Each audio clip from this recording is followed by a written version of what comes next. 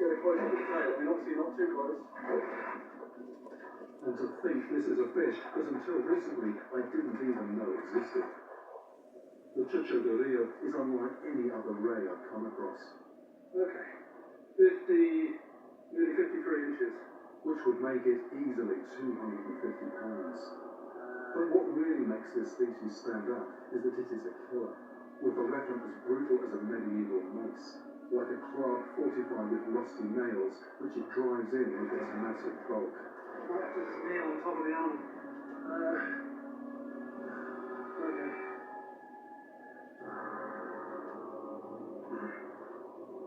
That's what I wanted to look at. The dead animal I saw had its tail chopped off. This one has its sting intact. I've got 2 stings on it. And also, by the look of it, this can come a long way on either side. It's also very flexible. So I wouldn't want to get anywhere near this. So I'll put this back in the water. My arms are just aching so much. I've been fishing solid for 11 days. It just feels anything like I do. It's very tired. What I'm about to do now is actually very significant because this is a fish, and I always like to return fish alive, but this is a fish where, the locals don't give it any water.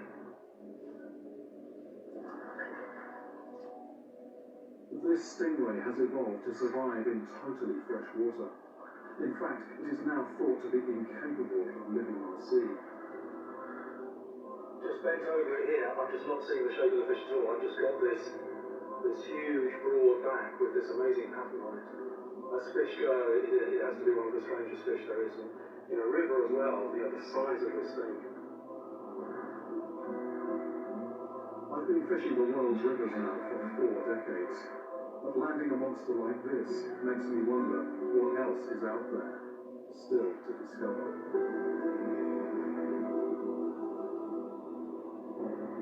Want to know how to catch a river monster of your own? I'll show you how at animalplanet.com/rivermonsters.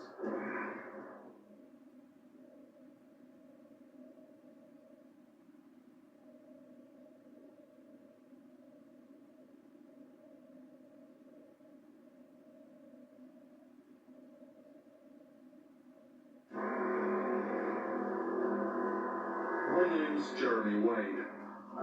For as long as I can remember, I've had a passion that verges on obsession. Dangerous freshwater fish have got me well and truly hooked. Their deadly reputations have always fascinated me, as well as their methods of attack. In rivers around the world, I've seen everything from giant venom-coated stings to tiny assassins that drill into flesh. I've held a fish that could slice off my arm, smelt the breath of a beast that inhales its victim's whole, and felt the hammer blow of an 80-pound battering ram.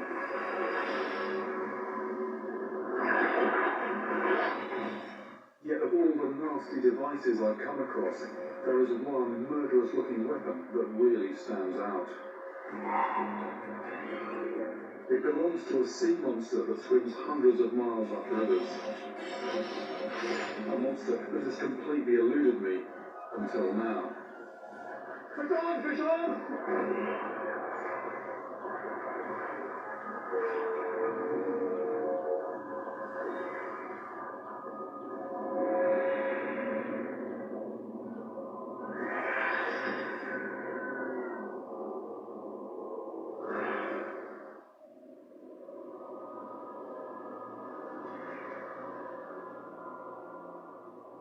Nearly 20 years ago, on my first fishing trip to the Amazon, I was in a hardware store looking for rope and other supplies, when I caught sight of something that stopped me dead in my tracks.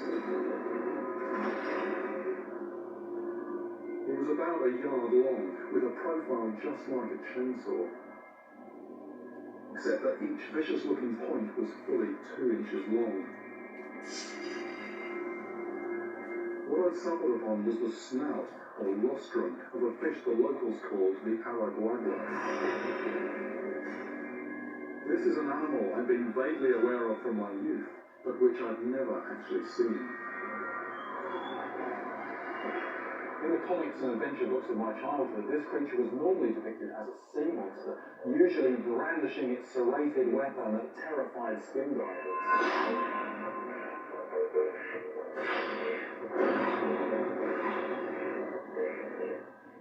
Well, I don't ever remember seeing a picture of a real one, and until that hardware store in Brazil, I had no idea that this large and wickedly armed fish might swim up rivers.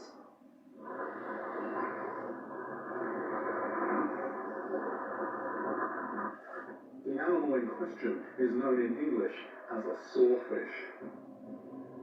Giants over 20 feet long have occasionally been caught. And legend has it that these monsters will even attack boats. In the 16th century, the Swedish chronicler Olaus Magnus states that this terrifying fish will, and I quote, swim under ships and cut them, that the water may come in and he may feed on the men when the ship is drowned. More recently, a story from India talks of a man hacked in two. If those accounts sound far-fetched, then more believable perhaps is this newspaper article from the 1930s about an attack off the coast of Florida. The story goes that a fisherman harpooned a large sawfish in shallow water. But when the boat spun round and struck the boat with its snout, the tables were suddenly turned.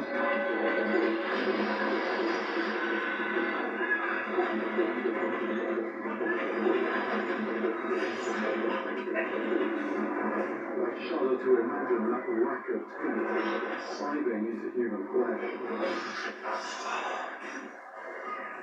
Despite severe injuries, the victim in this instance appears to have survived. But I've long wondered if the animal that attacked him could be the most fearsome of any fish to lurk in the river.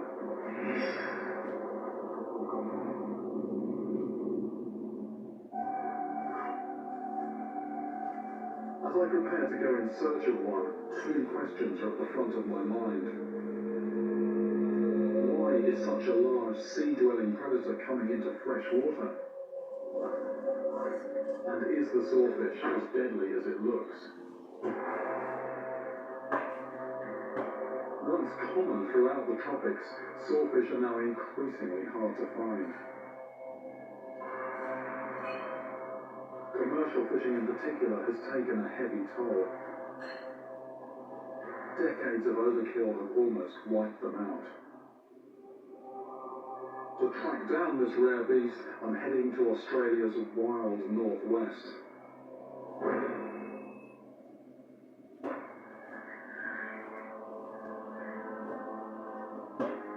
I've come to the remote Fitzroy River, one of the last strongholds of the so-called freshwater sawfish. Somewhere here, so I've heard, lurks a creature barely changed since the age of the dinosaurs.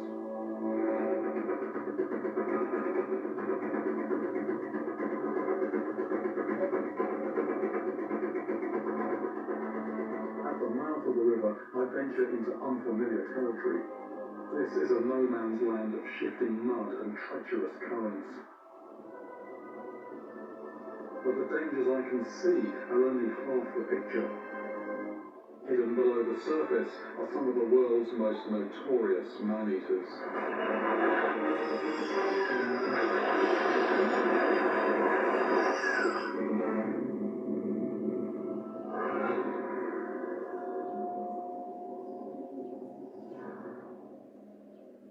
I've been granted special permission to try and catch the critically endangered sawfish. This puts me in a truly privileged position.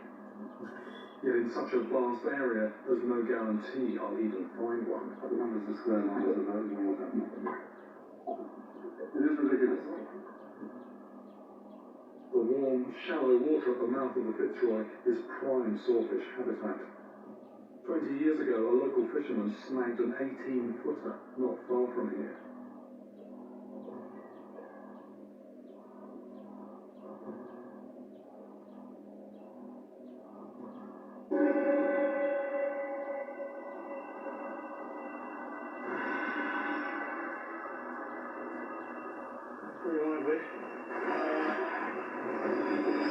Yeah, that's lovely.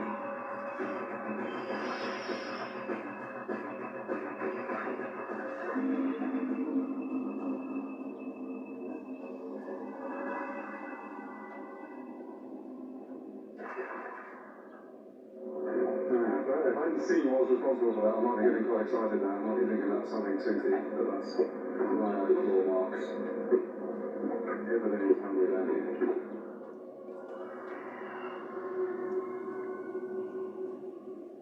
Out of the corner of my eye, I'm aware of a more sinister predator. For a saltwater crocodile, humans as well as crabs are fair game. This wouldn't be a good place to fall in.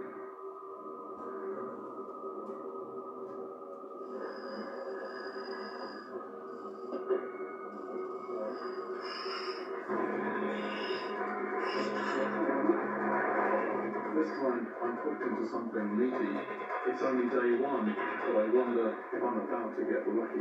That's actually running. Back. Where we go? Coming out.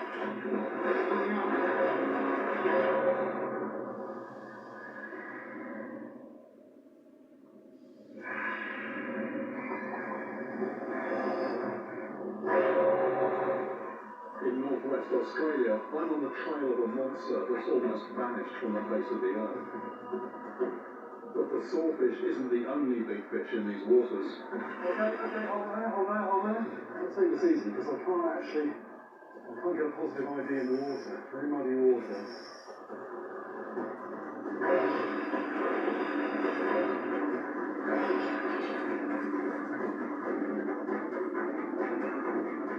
Oh, it's a shark. This estuary is just full of predators. Bull shark. I keep well clear of its mouth. Even a 5-foot juvenile could bite my hand off. The adults can reach 13 feet. I'd probably kill more people than any other shark. This is one of the few sea dwellers which, like swordfish, can swim up rivers. Well, that was a bit of drama. I'm glad we got that in. It's always exciting to get a fish like that in on one tackle. But a bit of disappointment. That's not the fish that I'm after. I'm after something that looks actually quite similar to that. So that's what it all to do again. Next time that I go, it's going to be a swordfish, not a bull shark.